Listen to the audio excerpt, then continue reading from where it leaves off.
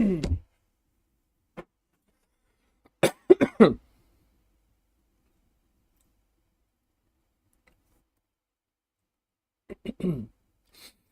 right, good evening, students. Good evening, students. Welcome to the new batch of orthodontics. I'm Dr. Kunaal Agrawal, the original orthodontics guru for DBMCI MDS. So, uh, before diving deep into the orthodontic chapters, let me give a quick introduction about myself. I'm Dr. Kunaal Agrawal. I've done my BDS from Maulana Azhar Institute of Dental Sciences and MDS from GDC Bangalore. I had passed out in 2016, and right now, currently, I am working as an associate professor, also known as reader, in one of the colleges in central India. So, to begin with, I have divided the different chapters of orthodontics into certain main topics as well as certain subtopics, and the books which I have referred to are the basic standard textbooks. Your first and foremost Balaji, then Gurkirat Singh, Sridhar Prem Kumar. Then there are two textbooks for PG curriculum. Although I have referred to them for certain diagrams and certain basic concepts, I'll be keeping all the concepts very crystal clear. I'll try to keep all the concepts rather very crystal clear to you people. And the reason for referring to those standard textbooks, which are basically for the PG curriculum, specifically two textbooks I have referred to. One is Contemporary Orthodontics by William R. Prophet. I hope many of you must have heard the term of this book, or if you are lucky, you must have come across. You must have got a chance to read certain chapters of that book also. And there's another textbook called Graeber Vanasthal, Orthodontics Principles and Practice by Graeber Vanasthal and Vig. There are three authors in that. That is also one of the basic textbooks which I have referred to while preparing these lectures for you people. Right? So let's start with the first chapter. We'll start with the basic principles of growth. So just to start with, what are the different definitions of growth which have been put across by different authors, different researchers? So there are 3-4 researchers in particular: Huxley, Krogman, Moyers, and Moss. So the simplest definition of growth goes like this, which was given by Huxley. He said that growth is nothing but self-multiplication of living substances.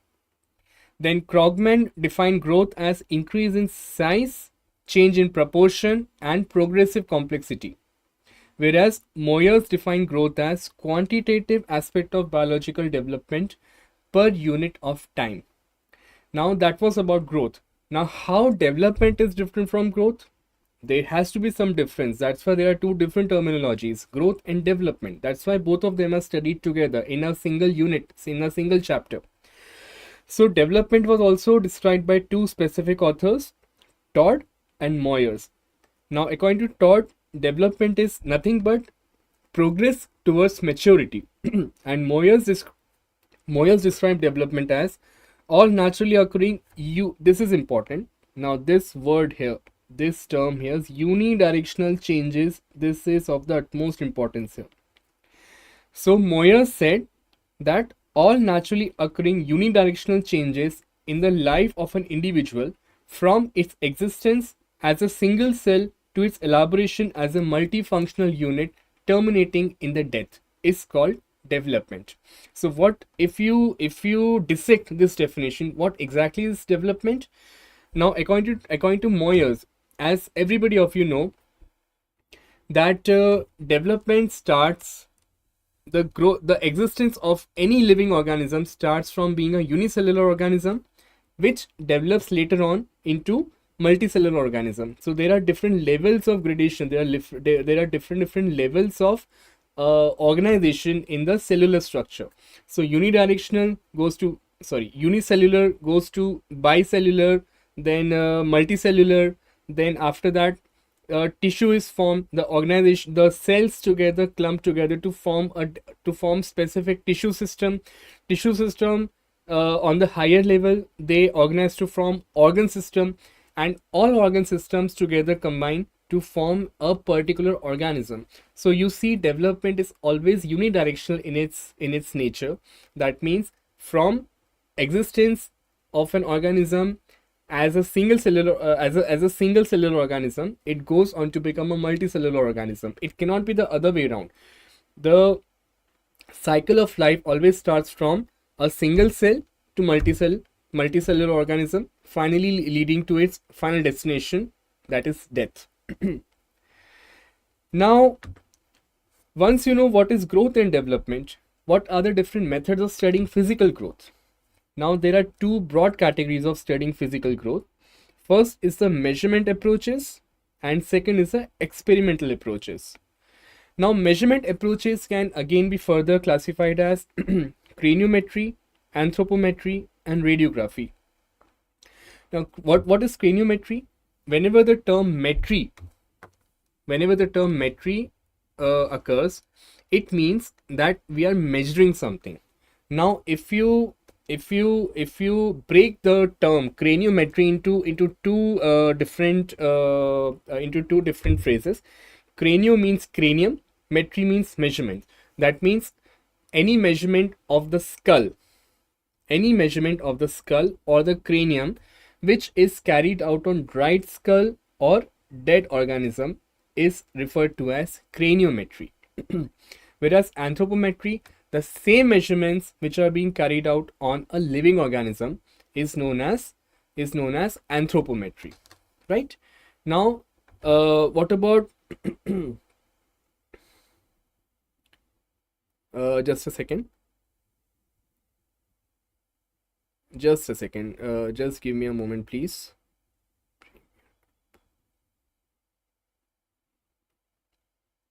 Okay. Now, what about radiography? There are certain specialized radiographs which are available and which can be utilized for studying the growth and development of a particular organism. Now, we have cephalometry and hand rest radiographs. I'll be discussing both of these radiographs in detail in later chapters. But just to give you an idea, cephalometry means the radiograph which is taken of the skull. It can be either from the lateral direction as well as from the frontal direction. So a series of X-rays are taken with time, which can be used to study the amount of physical growth which has taken place from time 0 to time t2. As you can see, suppose today is t equals to time equals to time 0. That is, we are doing the measurement today on a lateral cephalogram. And suppose if today when the patient is 6 years old, for example, just an arbitrary example I'm giving you, and then you have to study the growth, the amount of growth which has taken place in a particular child when the child has become 15 years. So 15 years means that is time t1. So the amount of growth which has taken place in those 9 years, that is t1 minus t0 equals to 15 minus 6 years equals to 9 years. So the amount of growth which has taken place in those 9 years, that can be studied with the help of a lateral cephalogram, that serial lateral cephalogram rather, and also hand rest radiographs. So that is one. And the second broad category is experimental approaches. Here again we have certain subcategories. First is the vital staining, then we have autoradiography, radioisotopes, and implant radiography. Now, coming to vital staining, what exactly is vital staining? So basically there were two researchers who actually accidentally, or rather serendipitously, discovered the phenomena behind vital staining of the bones. So who were the two authors? John Hunter and Belchier. In the year 1936, they came across certain substances in the food, in the fodder, right? Whatever is given to the pigs. Like during that time, during 1930s time, most of the people in England, they belong to England, both of them. So most of the people in England used to be farmers, most of the situations. So John Hunter came across a particular situation where the pigs in the farmland were being they were eating certain fodder, and later on, once those pigs in that litter died, it was found that the bones of those pigs were turning out to be red in color. So upon certain investigation, upon certain experiments, it was found that there was certain chemical, there were certain dyes in the fodder, the food of those pigs, which was getting accumulated at the growing ends of the bone. Certain chelating agents, that is active agents in the fodder, which were getting accumulated at the growing ends of the bone. That was the reason why the growing ends of the bone were turning out to be dark pinkish or reddish in color. So that's how the phenomena of vital staining came into existence. So what were the different dyes which were discovered? Certain dyes like alizarin red blue, then trypton blue, tetracycline, and lead acetate. All of these agents are basically all of them have something in common. That is, all of them are chelating agents, which together they chelate the growing ends of the bone. They chelate together the calcium, specifically during mineralization of the growing ends of the bone. They chelate with the calcium present in the growing ends of the bone, and that led to change in the color of the growing ends of the bone. Right? Then second is autoradiography. Now, what is autoradiography? It's a photographic method used to detect radioactive materials. Radioisotopes, specifically, we make use of three specific radioisotopes, that is technetium-33, calcium-45, and potassium-32.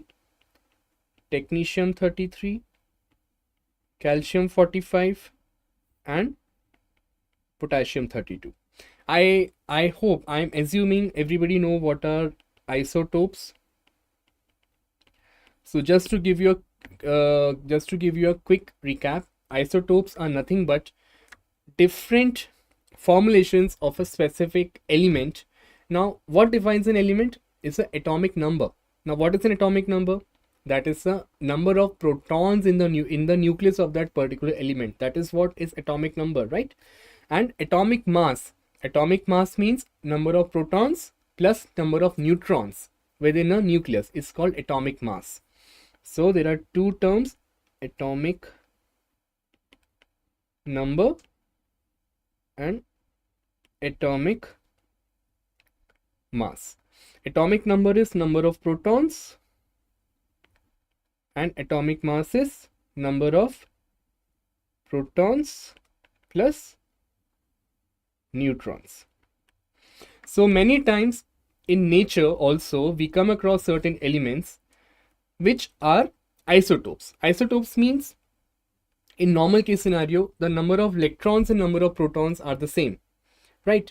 Now in order to neutralize the effect of so many protons, so many positively charged protons coming together to be conglomerated in such a minuscule level of dimensions in the universe. So to counteract those repulsive actions of positively charged protons, these neutrons come into existence and they try to nullify the repulsive effect of protons, and the function of neutron is to keep all the protons together within the small nucleus of the atom of that particular element. Now isotopes means whenever we have more number of neutrons, so these neutrons, because of excessive number of neutrons, sometimes the protons become highly unstable, right? So because of this, because the protons become unstable, they tend to emit gamma rays whenever the electrons or whenever the protons of that particular isotope tend to come down to the lower level in the orbit. That tends to emit the gamma rays. So those gamma rays are captured by means of sophisticated instruments, specifically the gamma camera. So that based on the radioactivity, we can say that the particular organ or particular bone is in the current growth state or is in the active growth state, right? So that's how radioisotopes are utilized. Then third is implant radiography. Now this is also important. This is, I have seen certain MCQs based on this concept, which is known as implant radiography. Now there was this person called Jork in 1969.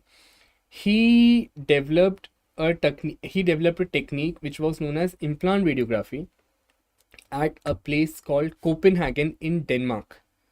I think many of you must have been to Denmark or not. Maybe you will be there in future. You might have a Europe trip or something. Then you can share your experiences with me, because I have never been to Denmark, I've never been to Europe. Anyways, so this guy Jock, what he did, he made use of certain small implants which were of the size of 1.5 into 0.5 millimeter tantalum metal implants. Tantalum metal is important. This can even be asked as an MCQ. What is the material of the implant which was used for studying the growth, which was utilized by Jork? So the correct answer would be tantalum metal. So what he did, as you can see in this figure, he inserted 3 implants in the maxilla. Like this was number 1, this was number 2. 2 implants were placed in the bizygomatic area. The third implant was placed here, just below the columella, as just at the anterior nasal spine.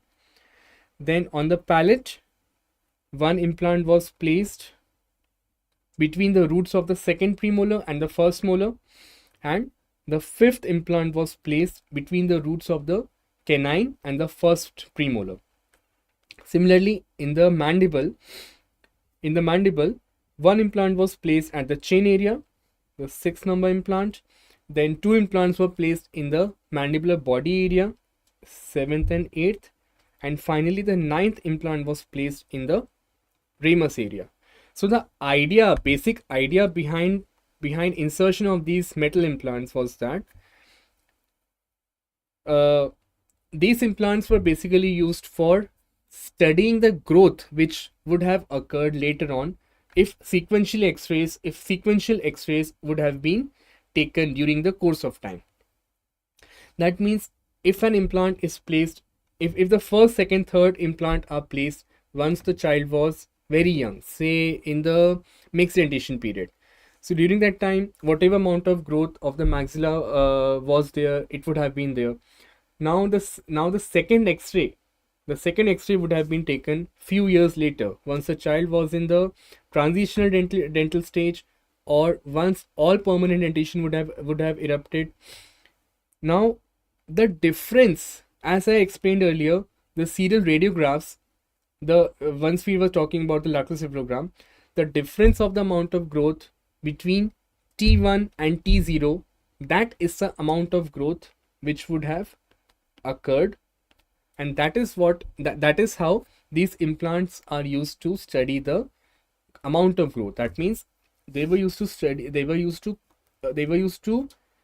the growth qualitatively. We are not quantifying the growth. We are not quantifying the growth in the sense we don't know what exact volume of the bone has grown during that time.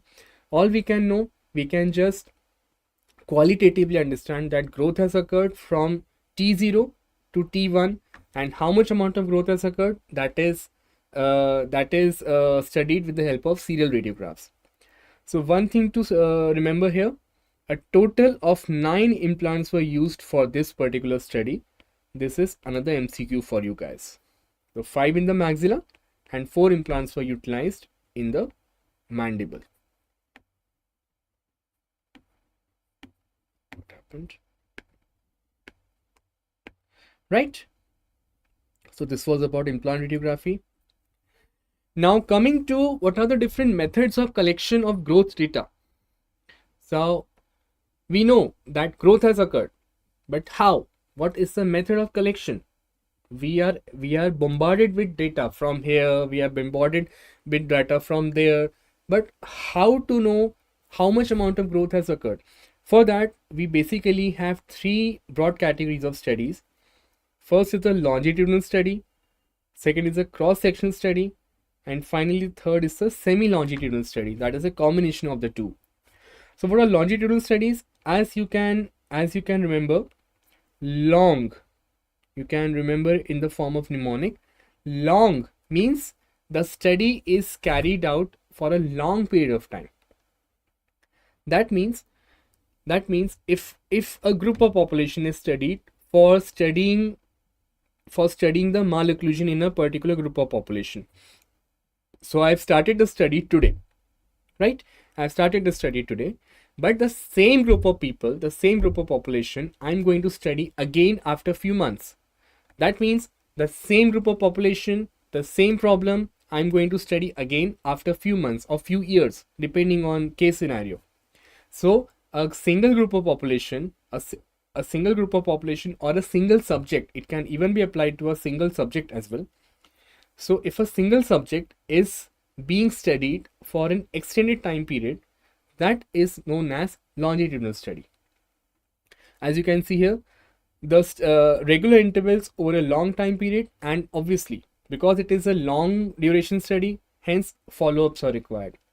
Although there are certain disadvantages with this study, the primary disadvantage is that it is expensive because resources are required, because population has to be accumulated together.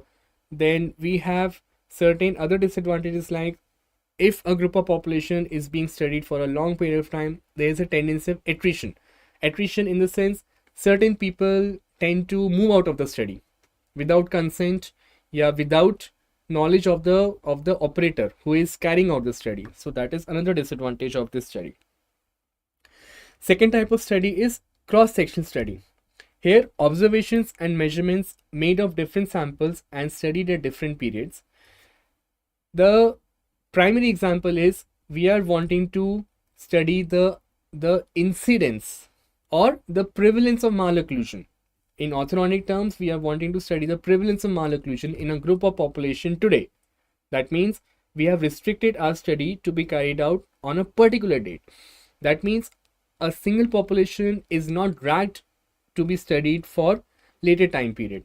We don't do that in cross-section study. Cross-section means, as you can remember it this way, cross-section.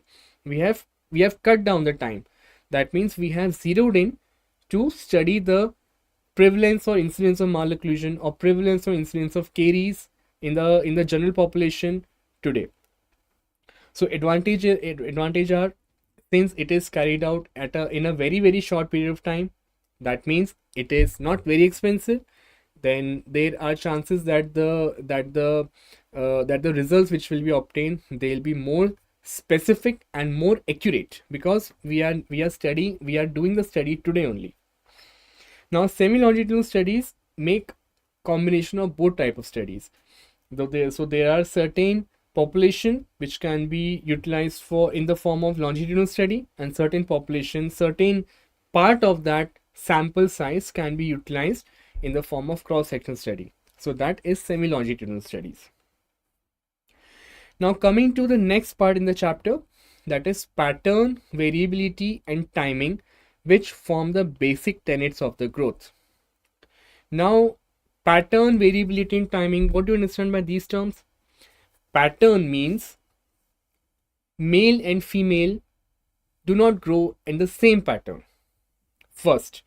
Second, different organ systems in the body do not follow the same pattern. There are certain organs which grow at a different rate and certain organs grow at a different rate. For example, your legs, the lower part of the body, that grows at a different rate, whereas the head or the upper part of the body grows at a slightly different rate. So the most common example for this, the most common concept rather, which defines the importance of pattern in the growth, is known as cephalocaudal gradient of growth. Now you have to dissect this word cephalocaudal. Cephalo plus caudal. Now if you dissect these terms, cephalo means anything related to head and caudal means anything related to the tail, or you can also say lower body.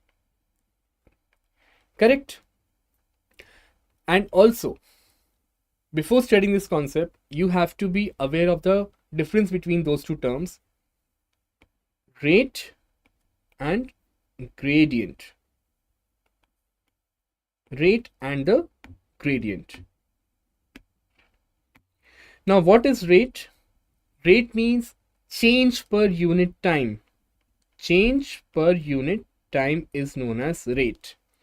Example, if a car is traveling at 60 kilometers per hour, 60 kilometers per hour, that is the velocity of that car. That means we know exactly the amount of distance the car is going to cover in a particular time period, that is 1 hour. That is the rate of, that is a rate. That means we know the amount of distance to be traveled and we know the amount of the duration of the time period also. That is rate. Gradient means change per unit distance. That is the meaning of gradient. Also, you must have come across an inclined plane while traveling, or while driving a car, or while even walking, while having a morning walk. Some areas, some part of the roads are very flat, whereas some parts of the roads are, maybe they could be inclined in a downward direction, or they could be inclined in an upward direction, downhill or uphill. So that is called as gradient. That means the amount of change in degrees per unit distance, as you can put it in the road construction side. That is gradient. Now, coming back to our concept of cephalocaudal gradient of growth. First of all, it's called gradient. That means it has got something to do with the distance. It's not rate, right? So as you can see in this figure, in the first figure, this is a 3 months old child, 3 months old within the mother's feet, within the mother's uterus. Now, as you can see, the length of the head, it's almost 50% the entire length of the body. Can you appreciate in the diagram? I think you can. Then at the time of birth, the head has reduced to 25% of the entire length of the body. 25, or you can say 30% of the entire length of the body. At the time of birth, the head is around 30%. Right? Now, after 1 year, postnatally, after the child is born, there is rapid growth, right? Then after 1 year, the head comes down to 25% of the entire length of the body. Then at 3 years, we have 20%. At 13 years, we have approximately 15%, you can say. And once the child has become an adult, means around 18 to 20 years of age, that is the final length of the head. That is approximately 12% of the entire length of the body. Now, what do you understand by this figure? Why am I telling you these numerals? The basic idea of this is that I want you to appreciate that even though the head is also growing, you know, the structure, the architecture of the head, what you have today, you must be in your early 20s, what I am guessing, or maybe mid 20s also, some of you. The size or shape of the head right now, what you have, or what I have, if I'm talking about myself, the size and shape of the head what I have right now today is not the same what I had once I was born. Correct? It applies to everyone. That means you can appreciate that the head has also increased in the size. It has increased in volume in all the dimensions: transverse dimension, sagittal dimension, vertical dimension. But just listen to me very carefully. But the lower part of the body has grown much more as compared to the head only. So that is the meaning of cephalocaudal gradient of growth.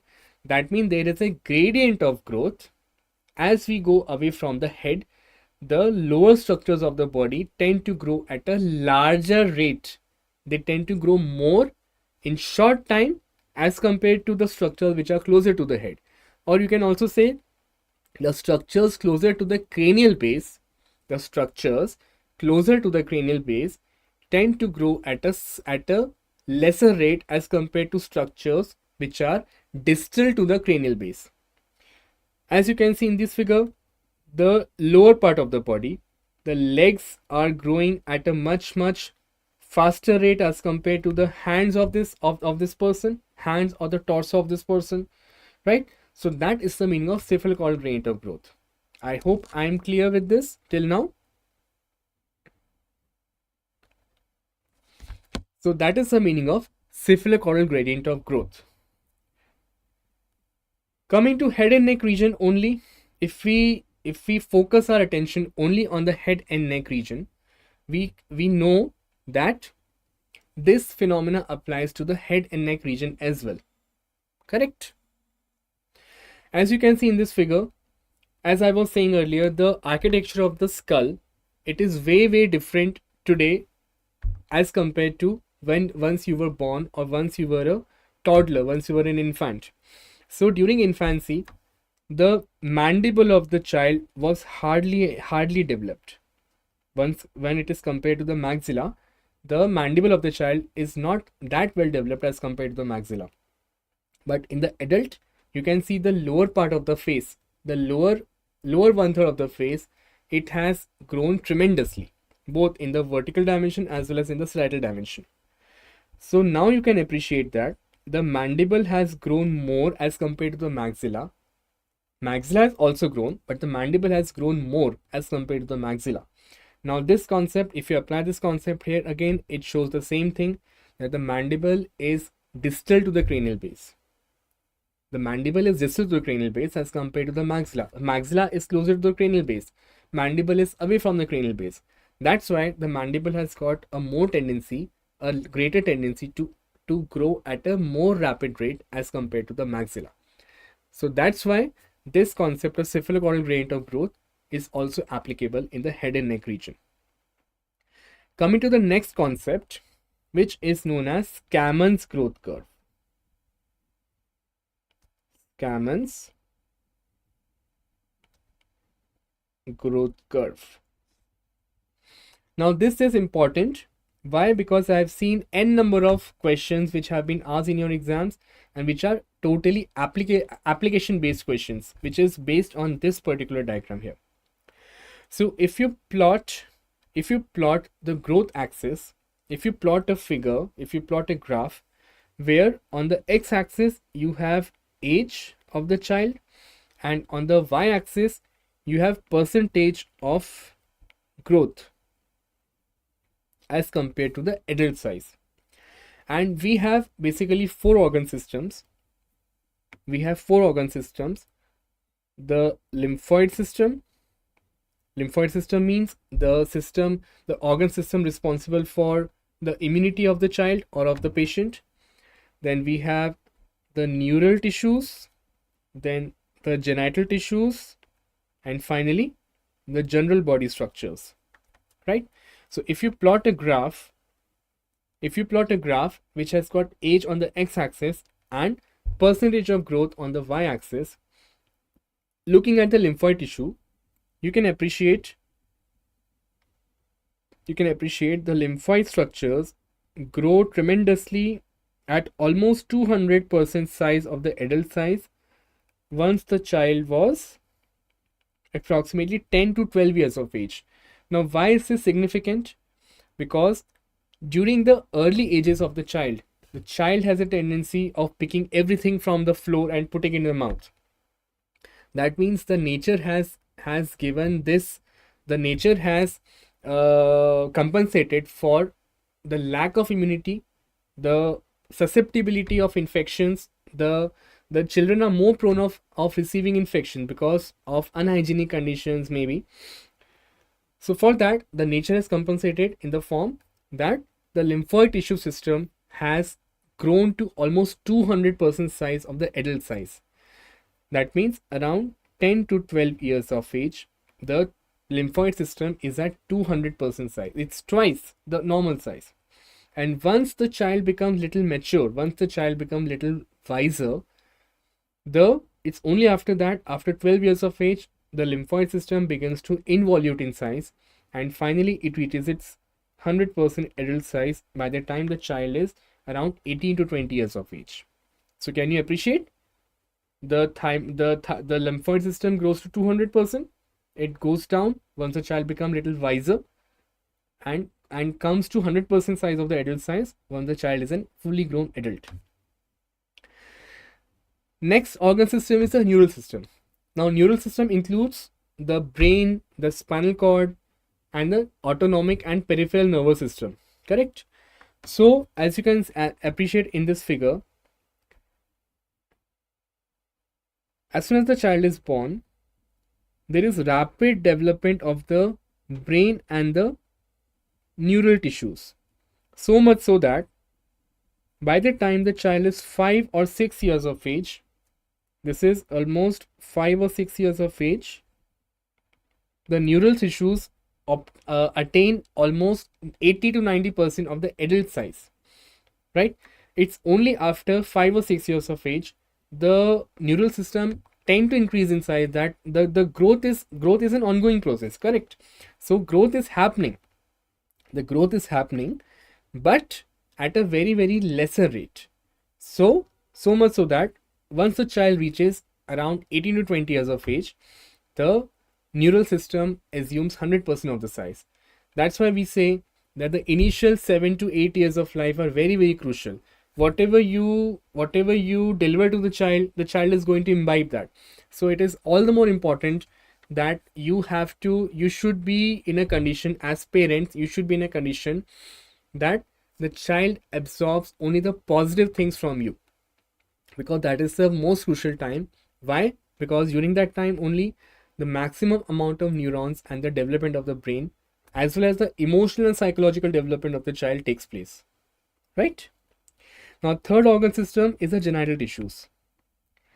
Now, as you can correlate with the growth spurts also, at birth, during the initial 5 or 6 years of age, rather around 10 years of age, the genital system is like negligible.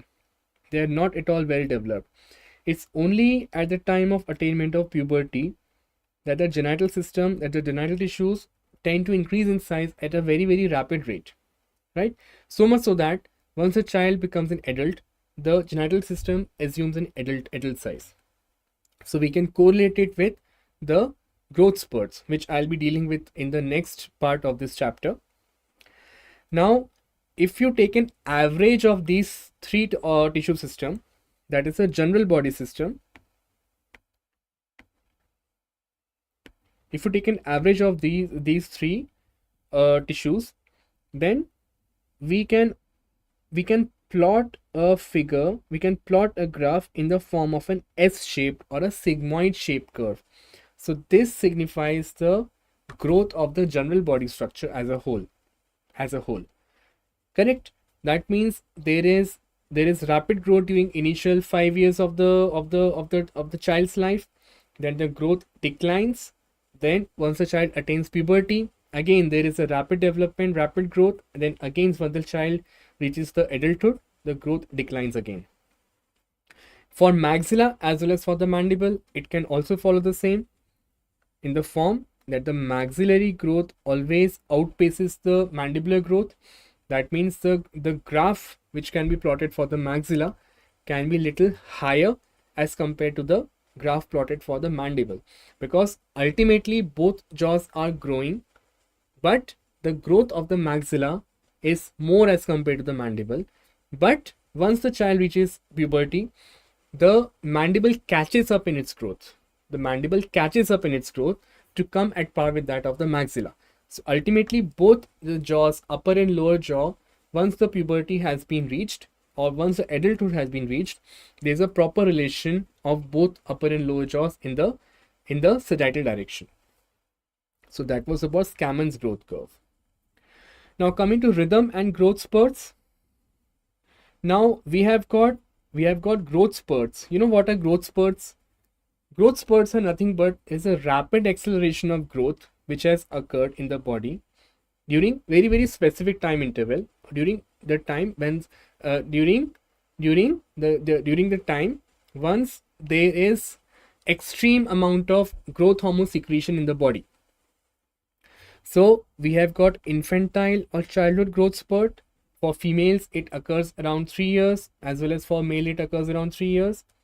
Then second is mixed dentition or juvenile growth spurt, which occurs around 6 to 7 years in females and around 7 to 9 years in males. And we have prepubertal or juvenile growth spurt, which occurs around 11 to 12 years in females and 14 to 15 years in males. Now, what is the clinical importance of growth spurts? What can be, what it could be? Now, this is again an application based question. Please make a note of it. The importance of growth spurts could be asked in MCQ in the form of an application based question. Like, you will be given the age of the child, the clinical presentation of the child, if the child is having class 2 malocclusion, class 3 malocclusion, the mandible is retrognathic, maxilla is prognathic, what can be the proper treatment which can be given to the patient. You will be given 4 options: fixed appliance treatment, functional appliance treatment, surgical correction, or etc. whatever. So the importance of growth spurt is that because the child has excessive amount of growth hormones in the body, the growth hormone is at its peak, correct? So we as orthodontists, as experienced clinicians, we should capitalize on the growth potential of the growth hormone in the form that whenever the patient is presented to you, whenever the patient comes to you with a retrognathic mandible, you are supposed to prescribe a functional appliance to the patient. In a way, we have to make the patient understand, or the patient's parents understand, that this is the right time to start the functional appliance treatment, so that we can capitalize on the growth potential of the growth hormone and we can accelerate the growth of the mandible to come at par with that of the maxilla. I'll be talking about functional appliances much in detail once we reach to that particular chapter. Now, what are the factors affecting physical growth? Now, we have genetic component, we have environmental factors, we have physical forces which come into play, and the conglomeration of these 3 factors together, they influence the physical growth of a particular human being. Now, what are the terminologies related to growth? Many a times you come across certain terms, that is growth fields, growth sites, growth centers, remodeling, growth movements, cortical drift and displacement in the form of primary and secondary displacement. Now, what are growth fields? This is again an MCQ.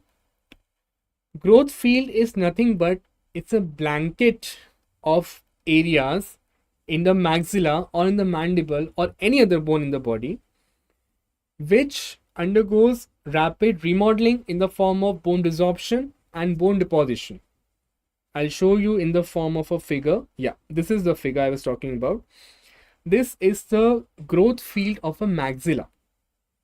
The yellow shaded portions, all of them undergo bone resorption, whereas the portions in the maxilla or the other part of the face, that is the dark brown color, this portion I'm talking about, that undergoes bone formation. So the shaded part of the maxilla, all this what I have marked here, so this constitutes the growth field. Okay. Now another terminology is growth site. Now there is certain confusion between growth site and growth centers. So these two are important terms in the form. I'll explain you with growth center. Growth centers are those areas in the bone which have genetic potential of growth. That means they are not influenced by external environment. That means whatever the condition is out in the environment outside the bone, no matter what happens, it is going to grow, provided it is given enough nutrition to grow. Correct?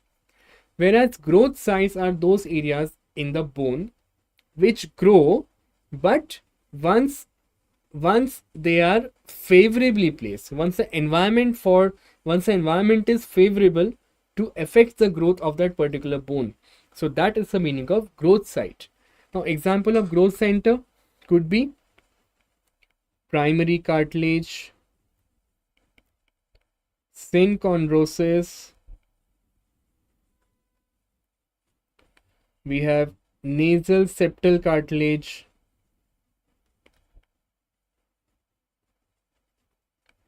whereas growth sites are sutures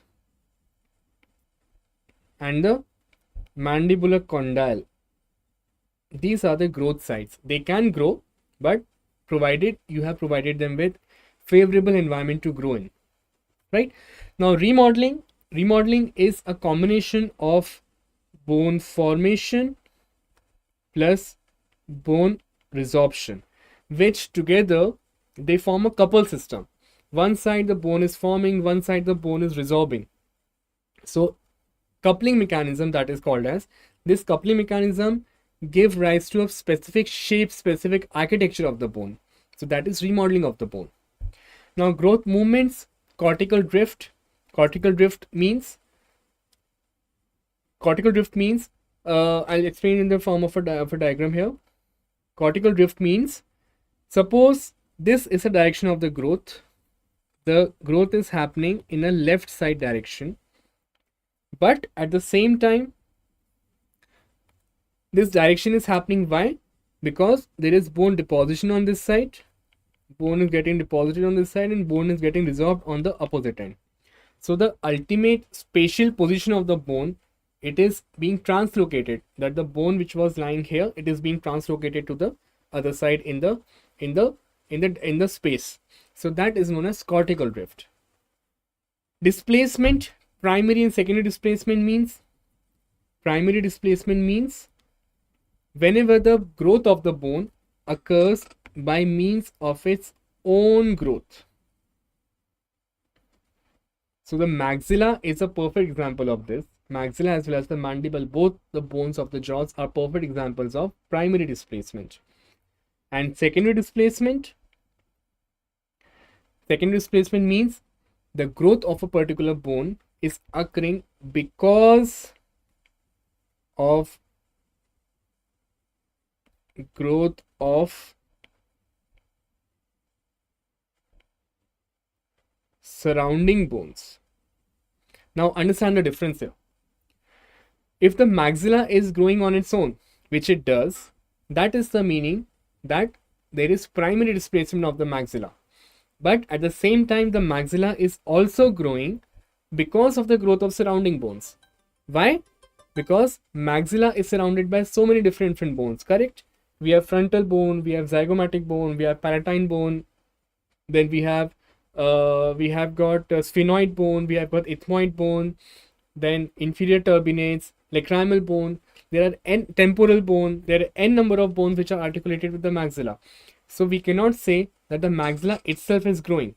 It is growing by means of primary displacement, but because the brain is also expanding in size, because of that the surrounding bones of the skull are also growing, and because of the growth of the surrounding bones, the maxilla is being pushed anteriorly. So that is secondary displacement.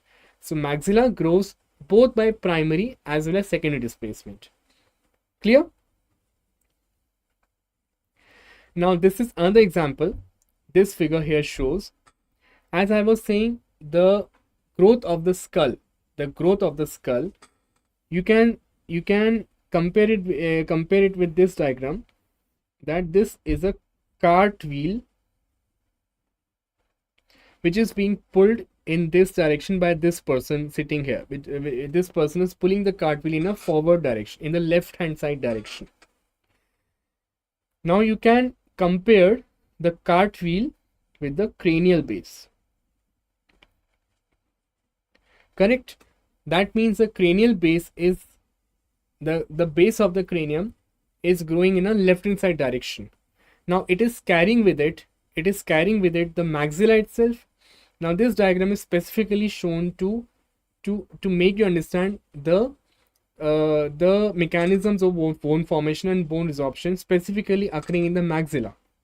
Now at the same time, because the maxilla is being carried forward because of the growth of the base of the skull, what happens if it goes unchecked? The maxilla is going to grow so much big. We don't want that. So nature has compensated in the form that the anterior surface of the maxilla, what I just showed you in this figure, the growth field, the yellow colored diagram, it undergoes bone resorption. Right? The anterior surface of the maxilla, this is anterior maxilla, it undergoes bone resorption. whereas the posterior surface of the maxilla undergoes bone deposition. So ultimately, the maxilla is being carried forward by means of the growth of the cranium, as well as by surface remodeling, which was known as cortical drift. Cortical drift and surface remodeling, both, right? So this is why the maxilla is being carried forward both by primary displacement as well as by secondary displacement. So just mark my words. So this is the direction of the growth of the maxilla. Why? Because if you consider this as the cranial base, because of the synchondroses which are sitting over here in this direction, the synchondroses have a tendency of growing in a upward and forward direction. The synchondroses, I'll be talking about that in the later part. The synchondroses grow in an upward and forward direction, and the maxilla is articulated with the base of the skull in such a way, and because of vector force, because of vector analysis, the resultant direction of the growth of the maxilla is in an anterior and downward direction. The maxilla grows like this, in this direction, whereas the base of the skull grows in an upward and forward direction. Now, what are the different types of growth of the bone? I think you must have read about this in histology lectures. Still, just for a brief introduction, we have two broad categories of bone growth: intramembranous ossification and endochronal ossification.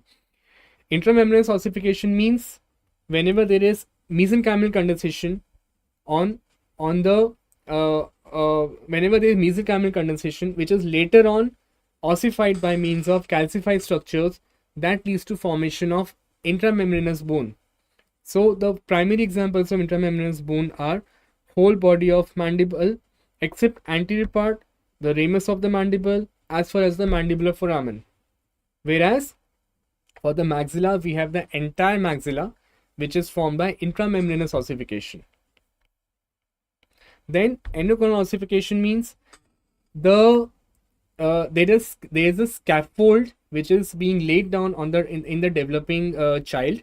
The scaffold is being laid down, which is formed by hyaline cartilage. So this hyaline cartilage, the chondrocytes, they undergo degeneration. Later on, they get replaced by the bones. They get replaced by the bone in the form that they get mineralized by the bones. So whenever there is a scaffold of cartilage which undergoes transformation into bone, that is known as endochronal ossification. So examples are anterior portion of the mandible, specifically the chin area, the symphysis area, parts of the ramus above the mandibular foramen, coronoid process, and the condylar process. So these are the examples of endochronal ossification. Other bones which undergo endochronal ossifications are ethmoid bone. We have ethmoid bone. We have got sphenoid bone. Part of the sphenoid bone which is known as basisphenoid. Then we have basi-occiput. So basically all the bones of the base of the skull, they undergo endochronal ossification, whereas all the bones of the vault of the skull, the temporal bone, the parietal bone, the occipital bone, the greater wing of the sphenoid, all of these bone undergo intramembranous ossification. So you might be asked an MCQ based on this, on which bone undergoes what type of ossification. So just take a note of it, please. Now this figure shows how a primary cartilage develops, how a primary cartilage grows. So basically primary cartilage is growing by three mechanisms: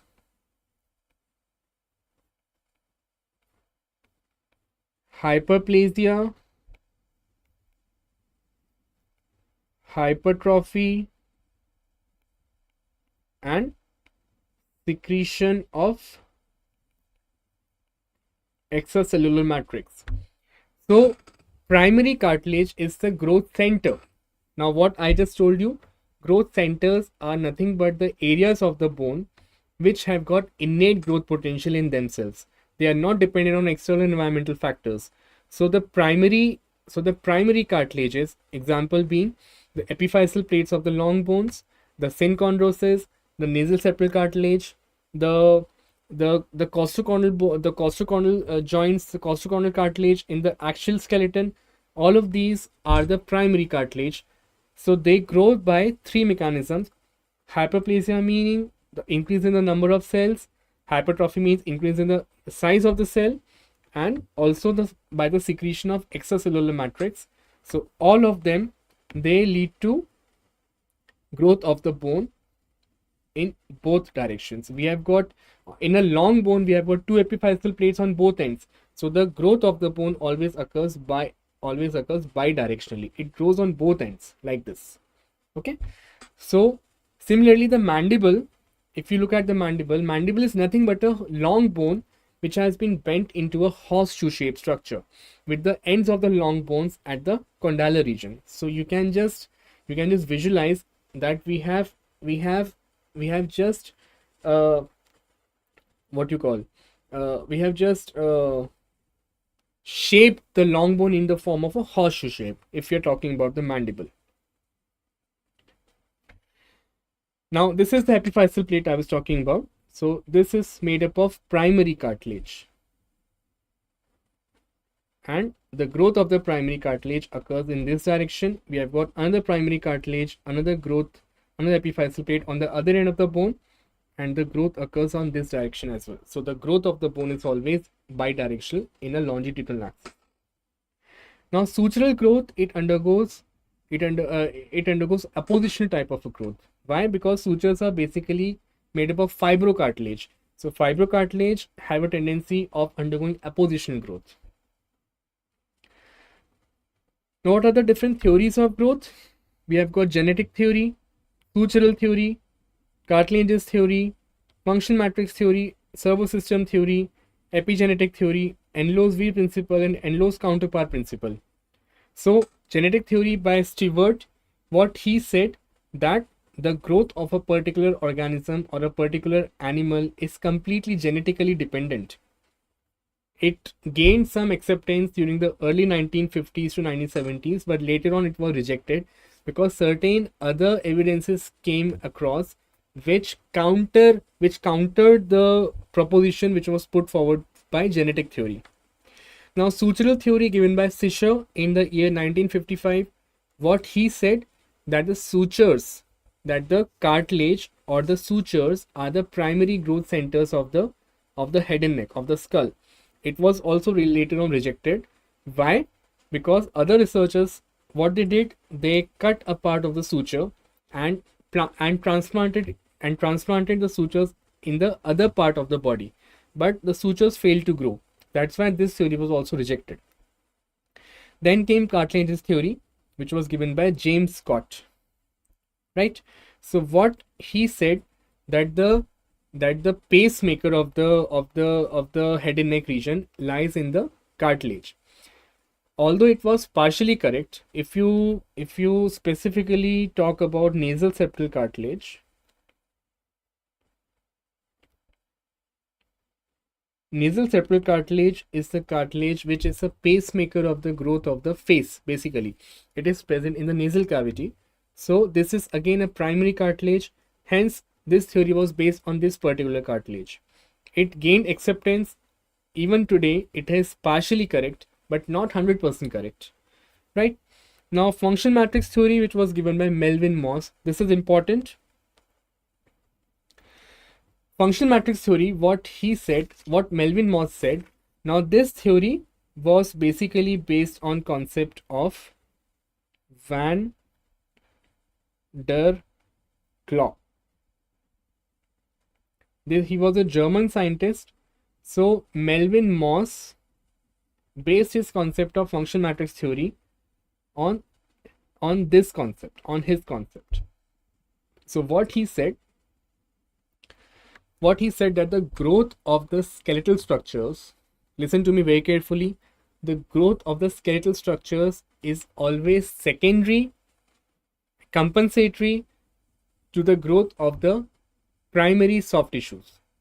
If I put it in a very simple language, If I look at the book, it is saying that the origin, form, position, growth, and maintenance of all skeletal tissues and organs are always secondary, compensatory, and necessary responses to chronologically and morphologically prior events or processes that occur in specifically related non-skeletal tissues, organs, or functioning spaces. So what he's trying to say, that the growth of the skeletal structures is always secondary and compensatory to the growth of the non-skeletal tissues. That means the soft tissues. So that is important. So this is a flow chart showing the organization of functional matrix theory. So we have got functional cranial component, which can be divided into functional matrix and the skeletal unit. Now if we talk about the skeletal unit, it can again be divided into two: microskeletal unit and macroskeletal unit.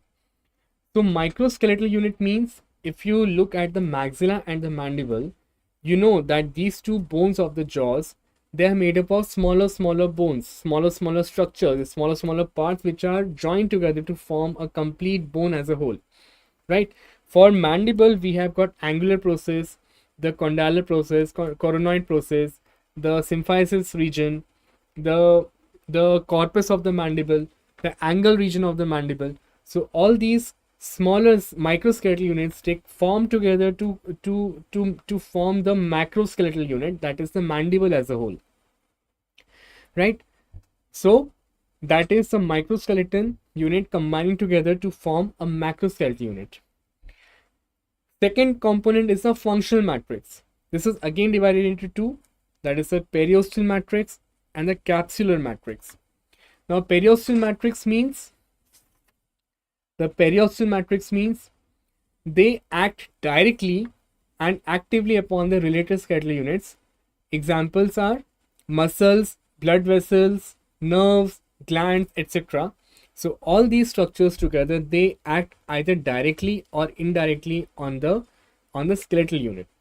Whereas the capsular matrix is, if you talk about the brain, that is a soft tissue, right? Brain is a soft tissue. So if the brain is growing volumetrically in all three dimensions of space, similarly the cranial vault is also growing. Second example, the eyeball. Third example could be the pharyngeal space or the oral cavity. So all these form the capsular matrix. That means the soft tissues, the brain, the eye, the orbit, the eyeball, the pharynx, the tongue, the teeth, all of these constitute the capsular matrix. That means the growth of these structures, the growth of these soft tissue structures, they always precede the growth of the functional cranial component, of the functional skeletal component. That means once the eyeball is growing, so does the orbit around it. In the oral cavity, once the teeth are erupting, it brings the alveolar bone with it. Once the tongue is growing, it increases the volumetric cavity, it increases the volume of the oral cavity by transversely expanding the maxilla as well as the mandible. In the pharynx, or in the we can also give an example of sinuses, maxillary sinus, frontal sinus. So all these sinuses, once they are growing in size, that's how the related skeletal structures are also growing in size. So that is the meaning of capsular matrix, right? Now for the mandible, as I was talking about, this mandible is made up of condylar process, coronoid process, alveolar process, body, chin unit, and the angular process. So all of these are the microskeletal structures which together form the macroskeletal. That is, macroskeletal meaning the mandible as a whole. Now, combining the morphologic effects of capsular matrix and periosteal matrix, because of the growth of the capsular matrix and response to volumetric expansion, there is expansion of the capsule, means, as I just said, the expansion of the brain, expansion of the eyeball, expansion of the tongue, the teeth, the pharyngeal cavity. The embedded macroskeletal unit is passively and secondarily translated in space. Because of the expansion of these, because of the volumetric expansion or growth of these soft tissues, it leads to expansion, or it leads to it leads to the secondarily translation of the macroskeletal unit. What he's trying to say, the mandible as well as the maxilla. Now, whenever the periostal matrix responds to volumetric expansion, there is change in the spatial position of leading to alteration in the size and shape of the microskeletal units. So everything is interrelated, and both of these together comprises the totality of the mandibular growth, right? Now we have epigenetic theory by Van Limburg. So he enumerated 5 factors which were causing the growth of the head and neck or of the entire body. First is the intrinsic genetic factors, means a certain component of the genes is responsible for the growth. Second is local epigenetic factors in the form of adjacent structures like eyes or the brain, as I just said. Third is the general epigenetic factors. They are the genetic factors determining growth from distant structures. Example, sex hormones, growth hormone. Whenever these hormones are in excessive quantities in the body, as in the case of puberty, as we just discussed some time back. So these general epigenetic factors in the form of hormones, they lead to rapid growth of the body, rapid growth of the skeleton and the non-skeletal structures of the body. Then fourth is the local environmental factors. Example could be nutrition, right? And finally, the general environmental factors. Local environmental factors could be presence of any habits like thumb sucking habit, mouth breathing habit, tongue thrusting habit. So all of these can hamper, or they can transform the growth of the jaws in the form of resulting malocclusion. And finally, the general environmental factors in the form of nutrition. If there is favorable nutrition given to the growing person, he or she is going to grow in a very, very rapid and proper way. Now quickly I'll go with the cybernetic theory. Now cybernetics, basically what does cybernetic mean? It's a computer language basically. You are sitting in front of a computer, you have a keyboard, you have a mouse, you have monitor, you have got central processing unit, everything, this complete system is sitting in front of you. You are typing something on the keyboard, so that is the input. You are feeding information to the computer. The CPU processes those keywords, whatever the letters on the keyboard you have typed. Finally, we have got output in the form of the specific letters on the computer screen. So this is known as cybernetic system. Input converting to output upon going through a process of processing. So that is known as transfer function, right? So similar mechanism, the similar phenomena is applied to the growth of the jaws by means of cybernetic theory, also known as servo system theory of growth. Now what happens here? There is command, there's reference input elements, finally there is performance here. Now if you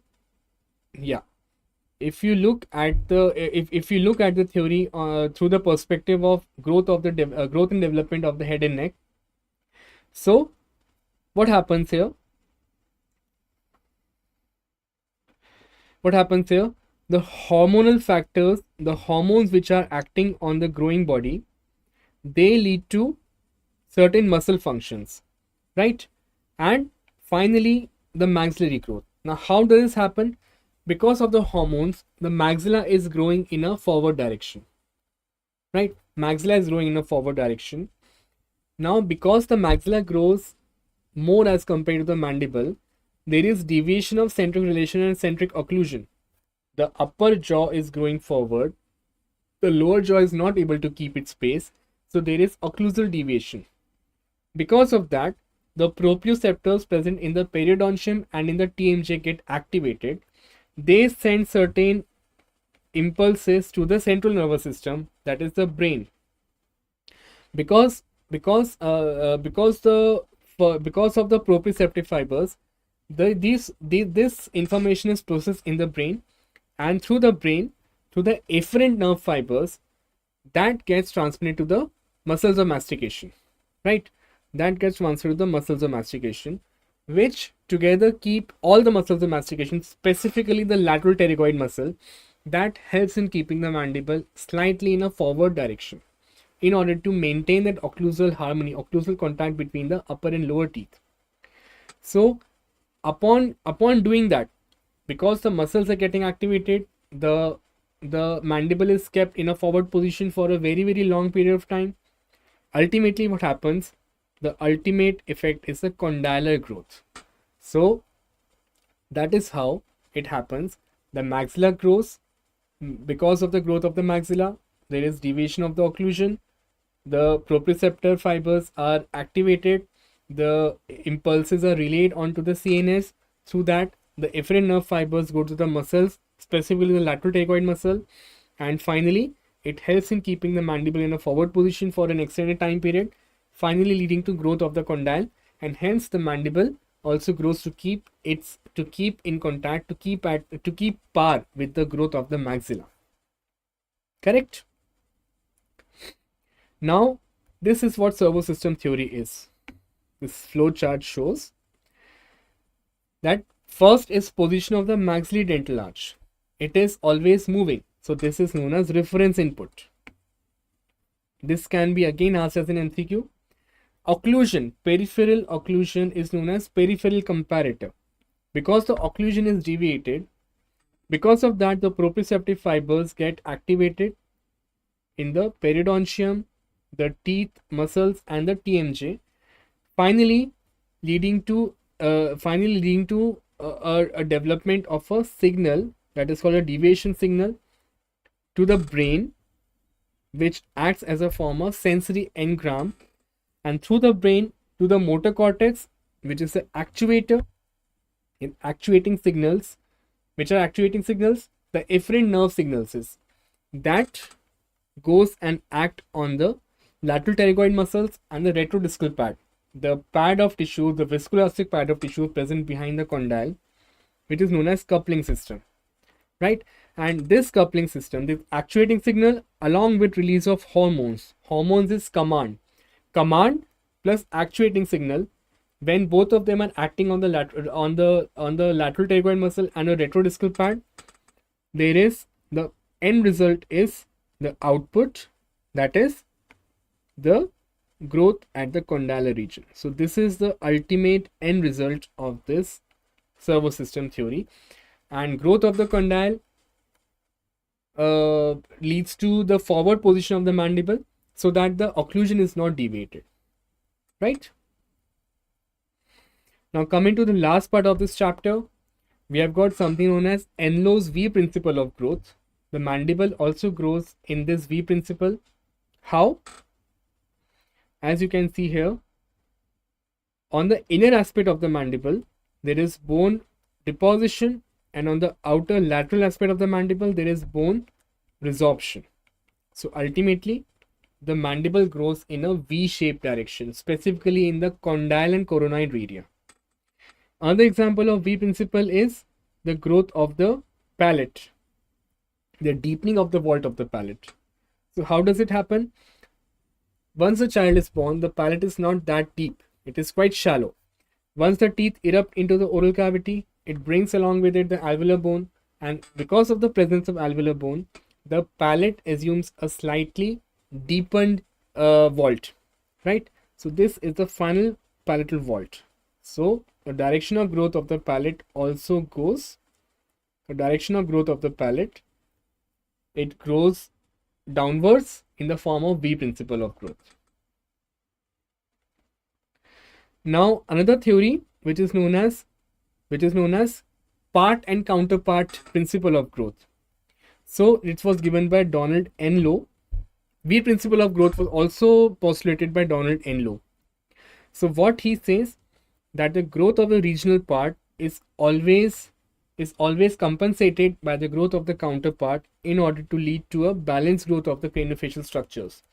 Now this is again an MCQ question. I want you people to learn this by heart because there's nothing to understand in this. Only you have to learn it by heart.